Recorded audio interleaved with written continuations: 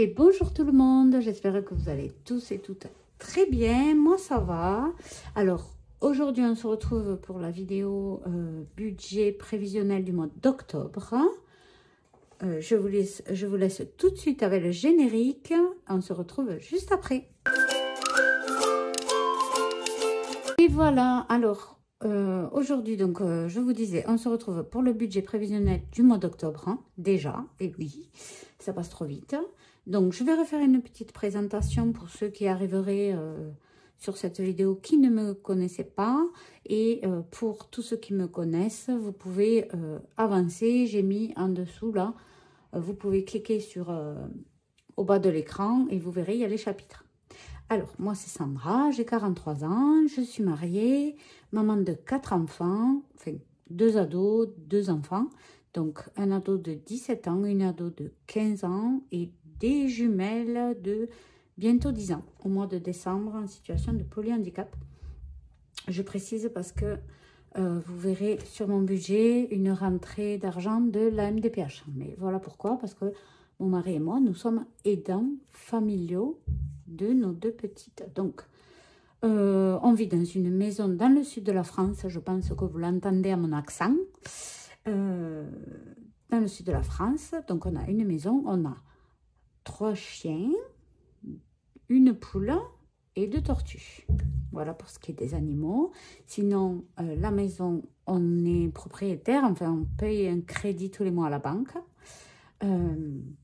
Pour rembourser le prêt immobilier, on a aussi 3 voitures, dont une HS qui est en réparation. Voilà. Et quoi d'autre? On est chauffé au bois. On a une clim réversible qu'on utilise très peu en appoint. Mais sinon, on chauffe principalement au bois. On n'a pas de gaz à la maison. On a juste de l'électricité. Voilà, je pense que j'ai rien oublié. Alors, on va rentrer tout de suite dans le vif du sujet. Pour commencer, déjà, n'hésitez pas à vous abonner à ma chaîne. Si mes vidéos vous plaisent et que vous n'êtes pas encore abonné, vous connaissez la rengaine, celles qui me suivent. Laissez-moi un petit j'aime si ma vidéo vous a plu. Et n'hésitez pas à me laisser un petit commentaire. J'essaie toujours de répondre à tout le monde quand c'est possible. Voilà, alors dans un tout premier temps, ce que je fais pour établir mon budget prévisionnel, je regarde combien il y a de semaines dans le mois pour bien répartir mes enveloppes. Donc, on va avoir le salaire sûrement le 27. En général, ça tombe le 27 pour le premier salaire, c'est celui de la MDPH. Des fois, il y a des bugs, mais bon, normalement, ça devrait être ça. Donc, jusque-là, ça fait une semaine, donc semaine 1. Jusque-là, ça fait semaine 2. Jusque-là, ça fait semaine 3. Et jusque-là, alors, ça tombe un dimanche. Donc, on aura la paye que le mardi. Donc, soit je divise en 2 semaines. On va faire semaine 4. Du coup, on a 5 semaines ce mois-ci. Même si les 2 dernières, je les ai divisées. Elles ne font pas tout à fait 7 jours.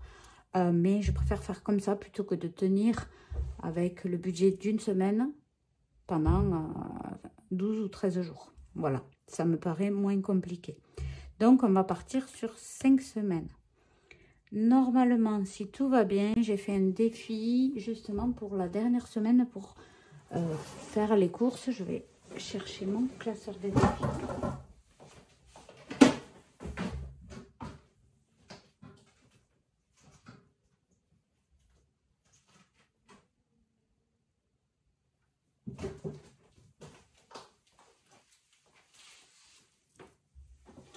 Alors, il est là, mon classeur de défis. Ça correspond au défi bingo. Et je pense que je pourrais le remplir encore le mois d'octobre pour l'augmenter. Et essayer que ça fasse au moins 150 € pour faire un dernier plein de courses, hein, pour la dernière semaine.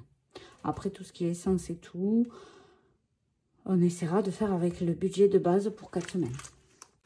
Donc, finalement, pardon. La semaine 5, on piochera dans ce défi-là pour survivre. Vous m'avez compris. Alors, donc du coup, on part sur 4 semaines. Donc, budget du mois d'octobre en général. Donc, je fais le budget au brouillon sur ce petit carnet. Et je recopie ensuite au propre dans la suite du mois. Donc, salaire MDPH. Qui ne s'appelle plus MDPH d'ailleurs, mais pour moi, ça reste MDPH. Donc, je me base sur ce qu'on a eu les mois d'avant. Donc, 1550 €. Je prévois toujours le minimum. Comme ça, s'il y a du plus, tant mieux. Salaire, mon mari, pareil, je prévois au minimum. S'il y a du plus, tant mieux. On mettra de côté. Et la CAF, donc, pour la CAF, on a l'allocation enfant handicapé pour les 2 petites, plus les allocations familiales et le complément familial. Ça nous fait environ 1200 €. Pour un total de rentrée, pardon, de rentrée du mois de 4550 €. Maintenant, à ça, on va déduire les dépenses fixes. Donc, les dépenses fixes, évidemment, c'est tout ce qui est abonnement mensuel qui ne change pas, les téléphones, la télé, les assurances, on a 3 voitures, le prêt immobilier, le prêt voiture qui n'est pas fini de payer. Donc, on arrive à un total de charges fixes. Donc, c'est 1280, je vais arrondir à 2300. À ça, on enlève aussi les charges variables. Donc, là, c'est les couches de mes filles. Couches, on prévoit environ 110 €. La MDPH nous rembourse 75%, ce qui est inclus là. 110 € pour les couches. Cantine, Mathéo, alors mon fils, cantine, ma fille. Donc pour ça, ce que je fais, je prends le calendrier, je regarde combien il y a de jours d'école. Donc là, il y a 1, 2, 3, 4, 5, 6, 7, 8, 9, 10, 11, 12, 13. Et là, ils sont en vacances. Nous, on est en zone C. Donc, 90 €. Et pour ma fille, 13 fois 5,50. C'est moins cher.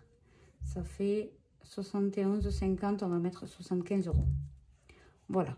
On prévoit. Ça, c'est pour la cantine que je dois recharger tous les mois. Ensuite, on prévoit les épargnes que je mettrai. Je vais mettre les épargnes après. D'abord, je vais calculer les enveloppes. Donc, enveloppe. Ça, c'est pour les enveloppes semaine. Donc, on a toujours le budget course de 800 €. Ça fait 200 € par semaine.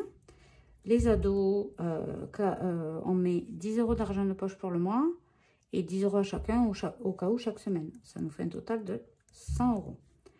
Ensuite, extra, on prévoit 50 € une semaine, 60 € une autre. Ça nous fait un total mince de 220 €.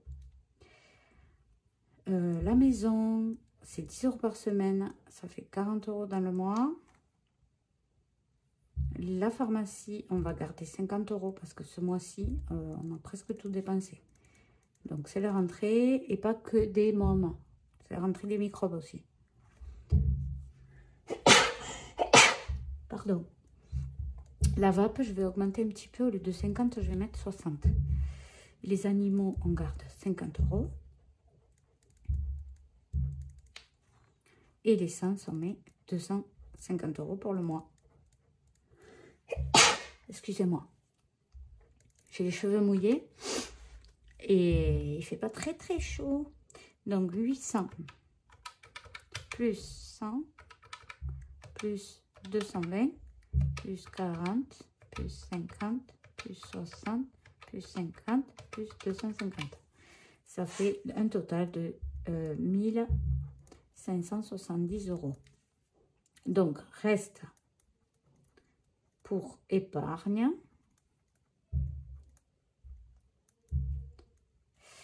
Donc, on fait le total des rentrées, moins les charges fixes, moins les charges variables, moins les enveloppes. Il nous reste 405 €. Donc, avec ça, je vais répartir dans les épargnes, mais je ne vais pas tout mettre parce que j'aime bien laisser un au cas où. Ben, au cas où. Logique. Donc, déjà, je compte... on va vider l'enveloppe du bois. Normalement, semaine prochaine. Donc, je recommence à zéro pour épargner pour l'année prochaine. Donc, la Ster est à 75 €. Qu'on multiplie par 8 à peu près qu'on fait chaque hiver. Plus le ramonage, on va dire 100 €. À ça, donc on va diviser par 12 pour savoir combien on doit mettre chaque mois. Donc ça nous fait 58 et des brouettes. Donc je continue, je mettais 60 € par mois. Je continue à mettre 60 € pour la cheminée plus le ramonage. Donc la cheminée quoi. Ça fait ce qui compte bois et ramonage. Donc on va mettre 60 €. Ça je le mettrai en liquide. Ensuite, Régulélec, Amazon, c'est fait, on l'a mis de côté. Par contre, je réfléchis, est-ce que pour l'eau, je mets encore de côté? Bon, on va mettre pour les chiens, on va mettre 30 €. Pour les voitures, pareil. Donc là, en fait, on est à moins 90, moins 30. Donc, il reste encore 285. Au mois de décembre, il y a beaucoup d'anniversaires. Il y en a 1, 2, 3, 5 anniversaires au mois de décembre. Donc, je vais commencer dès maintenant à mettre de côté. Donc, Anif, on va mettre 50 €. Ensuite, moto. On va mettre 30 €. Il reste 200 €. Je pense avoir fait le tour. Je vais peut-être augmenter pour les voitures et pour les chiens. Ça fait 40 € de plus. Voilà. Ça fait, je vais mettre 50 pour les chiens et 50 pour les voitures. Et on va mettre pour l'école. Moins 80.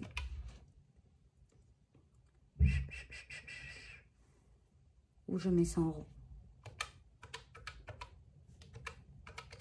Ouais, je vais mettre école 100 €. Parce que mon fils est en école privée, 2100 € l'année. Ma fille est en école privée à 1000 € l'année. Je vous dis de suite, elle veut changer d'école. Elle s'y plaît pas. On a 3 semaines de la rentrée, elle n'est pas bien là-bas. Donc, on a réfléchi à un autre endroit, mais par contre, il va falloir payer tous les mois 200 €.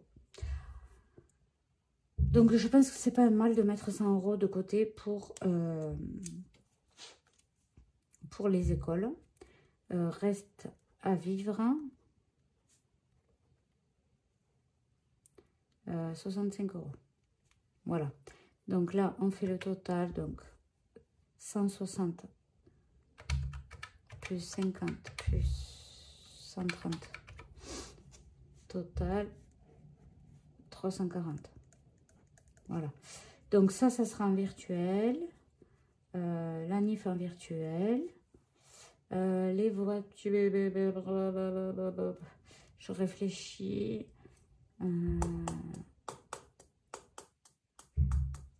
Ça sera en cash. Les chiens en virtuel. Ça en cash et ça en cash. Donc en cash, ça fait 110, 140 €. Voilà. Donc là, on est bon pour le mois d'octobre. Ce que je vais faire, je vais commencer à mettre les grandes lignes,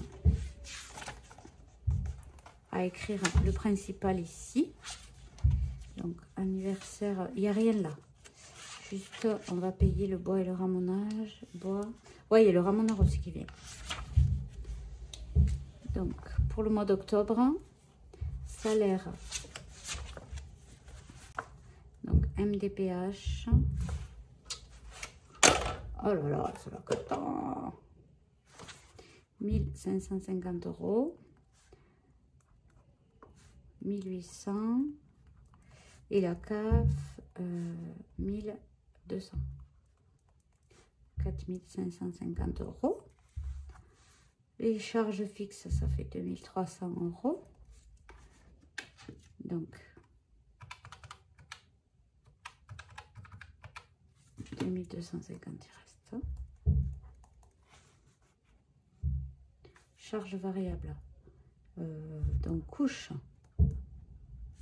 110 €. Cantine, 90 €.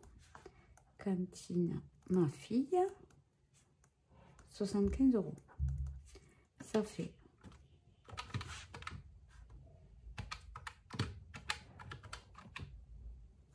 275. J'aurais pu le compter de tête. Hein. Je suis pas bien réveillée. 260, donc 2250. Le reste à vivre, moins 275. Ça fait 1975 € à répartir. Bon, pour l'instant, tout va bien. Les courses, ça ne changera pas. 800 €. Ado, car 100 €. Extra 220. Maison 40. Pharma 50. VAP 60. Animaux 50. Et essence 250. Donc ça nous fait bien un total de 1570. Je ne recompte pas. Reste à épargner. Donc 1975 moins 1570. 1975 moins 1560. Oh là là, je vais y arriver. Voilà, 405, c'est bon. Donc là, on va épargner. Je vais le mettre au propre. Donc, épargne en cash. Cheminée. 60 €. Voiture. 50 €. Moto. 50 €. Non, 30 €. Voilà. Et en virtuel, donc on a dit les chiens, 50 €. L'anif, les anifs, 50 €. Et école, 100 €. Voilà, on recommence à mettre de côté. Donc là, ça nous fait un total de 80, 60, 140 €. Et là, ça fait 200 €. Donc, ça nous fait un total de 340 €. Et il nous reste donc... C'est bon, les comptes sont bons. 65 €. Donc, il reste au cas où 65 €. Voilà, et ça, je remplirai plus tard. C'est les épargnes virtuelles que je mets sur des comptes à part. Voilà, bon, on va compter combien il faut que je retire pour la semaine. Pour la première semaine, il me faut... Donc là, généralement, je garde 100 € en virtuel pour faire les courses. Je vais pas les... Voilà, je vais pas les compter. On va faire comme si je devais tout retirer. Là, 40 €. Là, 60. La maison, 10. La pharma, ben tout. 50, c'est pour le mois. La vape virtuelle. Animaux, c'est pour le mois. Et l'essence, c'est en virtuel. Donc, ça nous fait un total de 300, 360, plus 50, 410. C'est ça. Donc, 410 €, enveloppe, plus les épargnes en cash, 140 € pour les épargnes. Ça fait un total de 550 à retirer la première semaine. Voilà. Donc, le budget du mois est maintenant terminé. Si vous n'avez pas compris comment j'ai fait, ben, n'hésitez pas à me le dire dans les commentaires. Je vous réexplique. En tout cas, moi, je vous souhaite une bonne semaine, un bon week-end. Enfin, cette vidéo sort dimanche, donc un bon dimanche à tous. On se retrouve mercredi pour le bilan de la semaine 4 et le bilan du mois de septembre. Je vous embrasse bien fort.